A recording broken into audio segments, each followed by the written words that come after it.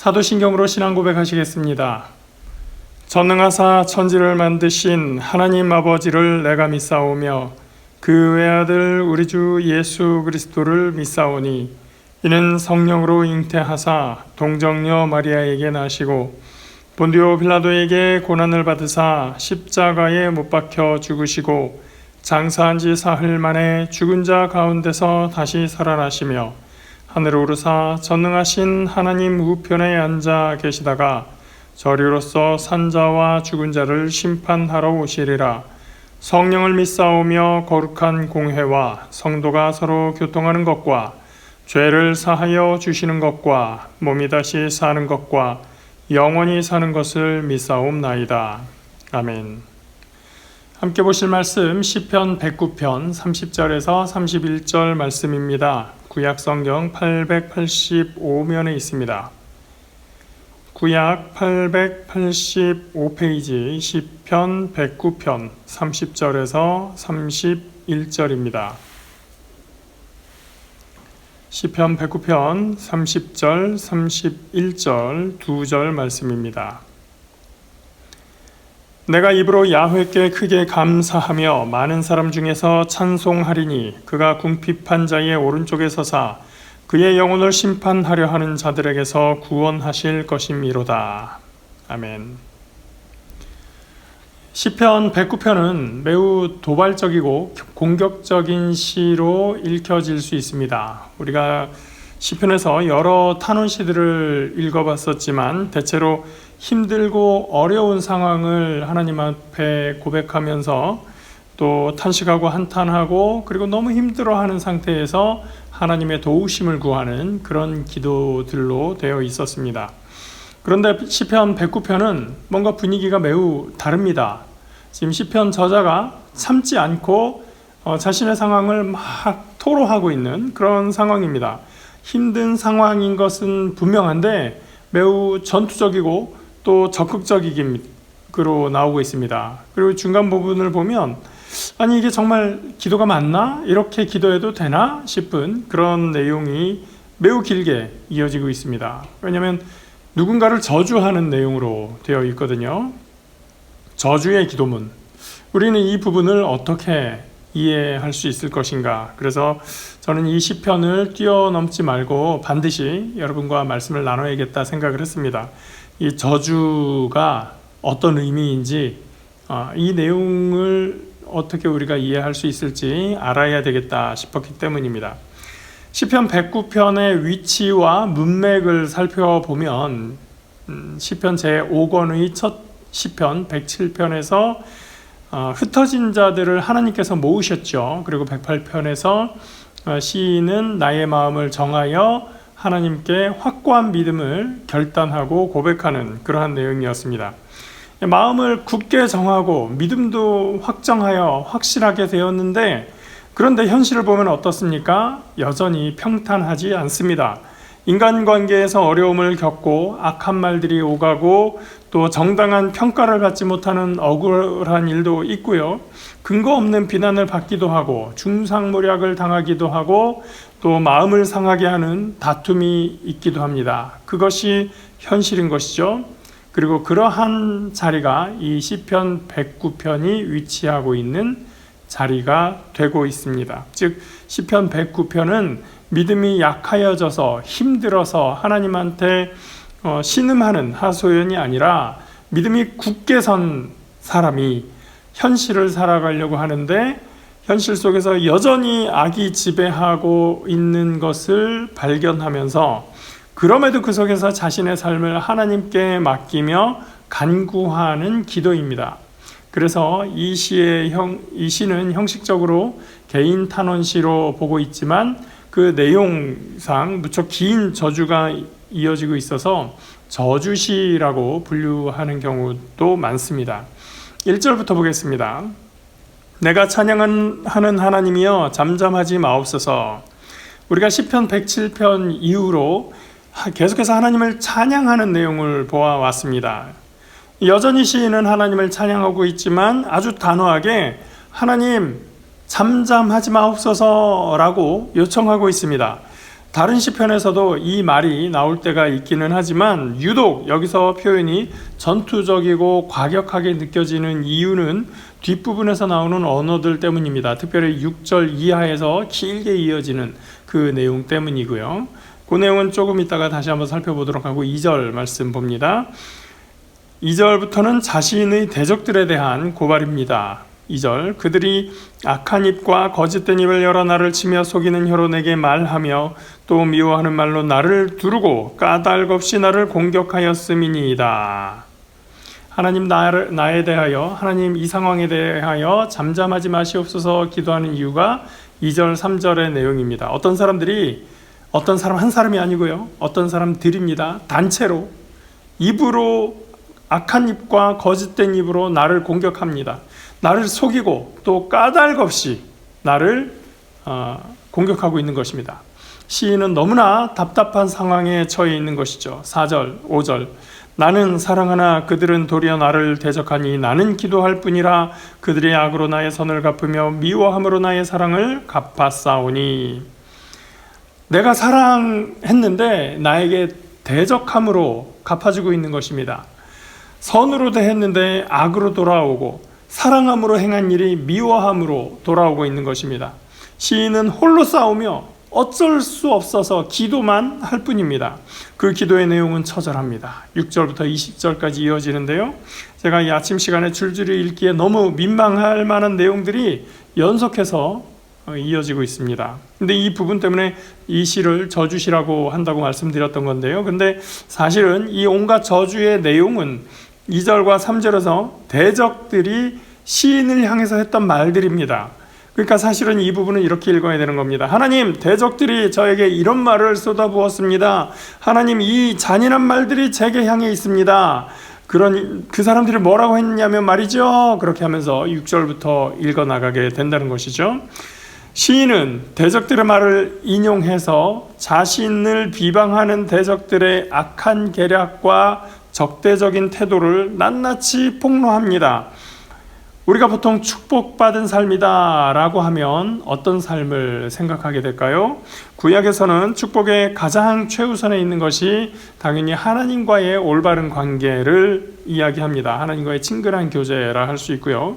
그 다음에 사회적인 유대관계, 그리고 인정, 사회적인 인정, 이러한 것들이 축복의 중요한 요소입니다. 그리고 물질적 번영, 이것도 분명히 축복에 들어가는 것이 맞습니다. 그 다음에 후손의 번성, 이런 주로 4가지가 성경에서 말하는, 구약 성경에서 말하는 축복의 내용입니다. 근데 6절부터 쭉 읽어보시면 법정에서의 고발이 있습니다. 그 법정에서 고발로 결국 어떻게 될까요? 죄인이 되는 것입니다. 9절부터 보면 가정이 무너집니다. 물질적으로 황폐해집니다.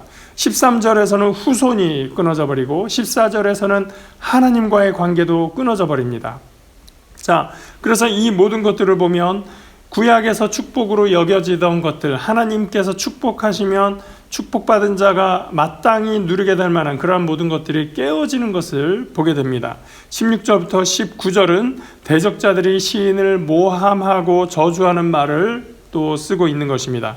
그래서 20절의 시인의 마지막 말을 보면 20절 제가 읽습니다. 이는 나의 대적들이 곧 내 영혼을 대적하여 악담하는 자들이 야훼께 받는 보응이니이다. 이렇게 되어 있는데 새번역 성경의 이 구절을 읽어보면 의미를 조금 더 정확하게 살려서 번역을 합니다. 이렇게 되어 있습니다. 주님, 나를 고발하는 자와 나에게 이런 악담을 퍼붓는 자들이 오히려 그런 저주를 받게 해 주십시오.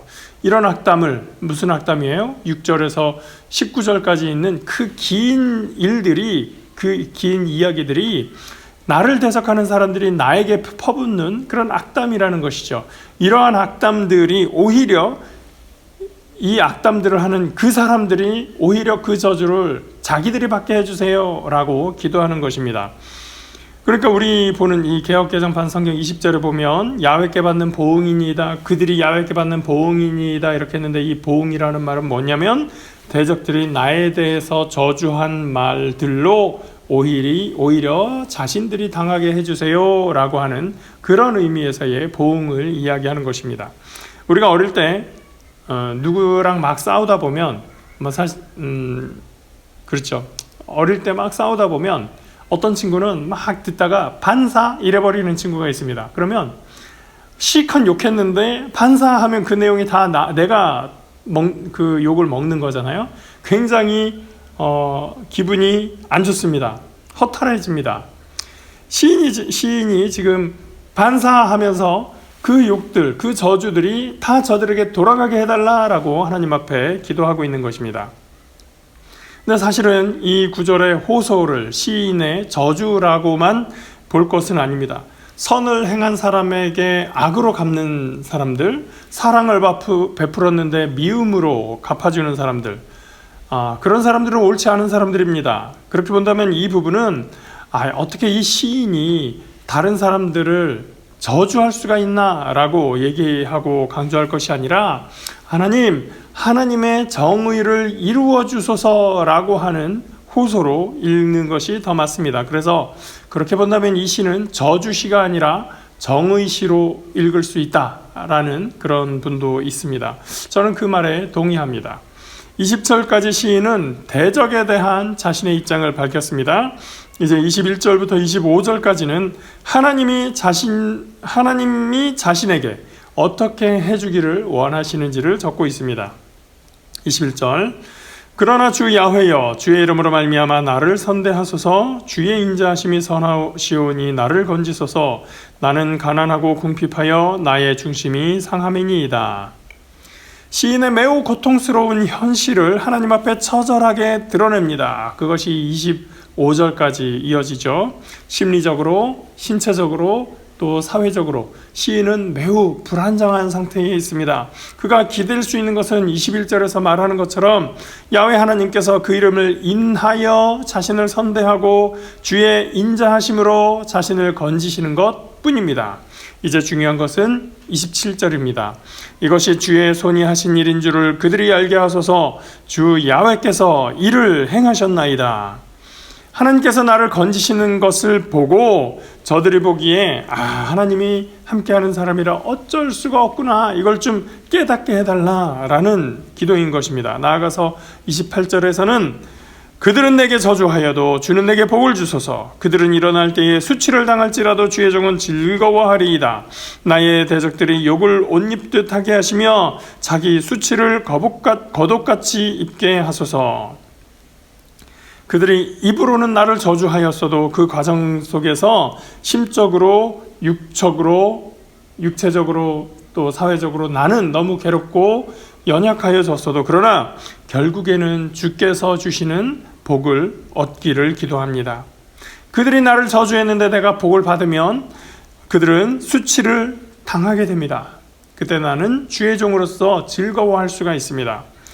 저는 이 시를 읽으면서 우리의 인생을 생각해 봅니다. 살다 보면 많은 갈등을 경험하게 됩니다. 그런 갈등과 다툼 중에서 때로는 단지 서로가 다를 뿐인데 틀렸다고 다투고 갈등하는 경우가 분명히 있습니다. 착각해서 다투는 경우들이 없지 않는 것이죠. 그러나 분명히 한쪽이 틀렸고 한쪽이 옳은 것을 주장하고 있는데 그 가운데서 다툼이 있는 경우도 있습니다. 한쪽이 틀렸는데 그것을 인정하지 않을 뿐 아니라 자신의 잘못됨과 그 책임을 상대에게 전가하고 누명을 씌우고 괴롭힘으로 인한 그러한 다툼과 갈등이 발생하는 경우도 분명히 있다는 것이죠. 그런 과정에서 우리는 분별할 수 있어야 됩니다. 이것이 과연 다름의 문제인가 옳음의 문제인가, 그리고 만일 옳은 일과 그른 일의 싸움이라면 나는 어느 편에 있는가. 시편 109편에서는 시인이 대적과 대립하고 있습니다. 우리는 질문해야 됩니다. 나는 시인의 입장에 서 있는가, 대적의 입장에 서 있는가. 나의 오늘의 이 갈등 관계에서 나는 옳은 편에 있나 그른 편에 있나 우리는 생각해야 되는 것이죠. 물론 우리가 맨날 싸움만 하는 것은 아닙니다. 한 번씩 이런 억울함을 경험할 때가 있을 뿐이죠. 그런데 우리는 상대와의 다툼에만 몰두할 것이 아니라 과연 이 싸움의 본질은 무엇인가를 우리는 돌아보아야 한다는 것입니다. 그래서 그것이 의와 진리에 관한 것이라면 우리는 타협하고 양보할 수는 없는 일이죠. 시인은 쉽게 양보하지 않고 쉽게 물러나지 않고 있습니다. 하나님의 정의가 실현되기를 간구하면서 또 그 정의를 위해서 대적 앞에서 물러나지 않습니다. 그리고 마침내 승리함으로써 이것이 주님께서 하신 일임을 그들이 알게 하기를 기도하고 있습니다. 그리고 그런 자신을 하나님이 도우실 것을 믿음으로 찬양을 올립니다. 그것이 30절, 31절입니다. 내가 입으로 야훼께 크게 감사하며 많은 사람 중에서 찬송하리니 그가 궁핍한 자의 오른쪽에 서사 그의 영혼을 심판하려 하는 자들에게서 구원하실 것이미로다. 시인은 6절, 7절에서 말하는 재판의 현장에서 함께 하시고 구원하실 하나님을 믿음으로 고백하며 찬양합니다. 우리의 믿음의 삶을 사는 저와 여러분도 때로 억울한 일을 당할 때가 있습니다. 그때 시편 109편이 우리에게 큰 힘을 주고 있습니다. 나의 오른쪽에 서서 구원하시는 하나님, 하나님의 앞에서 의와 진리 안에서 나아가는 우리에게 재판의 자리에서 진실을 밝혀주실 것입니다. 모함하는 자는 수치를 당할 것이고 이 모든 것이 하나님의 일이라는 것을 하나님께서 이루어 주신 일이라고 하는 것을 대적 앞에서 나타내 보여주실 것입니다. 그들이 깨닫게 될 것입니다. 하나님을 신뢰하며 감사의 찬양을 드리는 저와 여러분 되시기를 주의 이름으로 축복합니다. 기도합니다. 사랑의 하나님 감사합니다. 하나님께서 우리의 오른쪽에 서서 우리를 도우시는 구원의 하나님이 되어주심을 감사합니다. 하나님, 우리가 갈등 중에 있고 다툼 중에 있고 그리고 때로 억울한 가운데 있을 때 하나님 그것이 옳고 그름의 문제인지 단지 다름의 문제인지를 우리가 분별하게 하여 주시고 하나님 의와 진리 가운데서 우리가 양보하지 아니하고 타협하지 아니하며 하나님의 말씀 앞에서 순전하고 거룩한 백성의 모습으로 설 수 있도록 주의 은혜의 손길을 입는 주님의 백성의 삶이 되도록 인도하여 주시옵소서. 주님께서 인도하심을 믿고 감사드리며 예수 이름으로 기도합니다. 아멘. 하늘에 계신 우리 아버지여, 이름이 거룩히 여김을 받으시오며 나라가 임하시오며 뜻이 하늘에서 이루어진 것 같이 땅에서도 이루어지이다. 오늘 우리에게 일용할 양식을 주시옵고 우리가 우리에게 죄 지은 자를 사하여 준 것 같이 우리 죄를 사하여 주시옵고 우리를 시험에 들게 하지 마시옵고 다만 악에서 구하시옵소서. 나라와 권세와 영광이 아버지께 영원히 있사옵나이다. 아멘.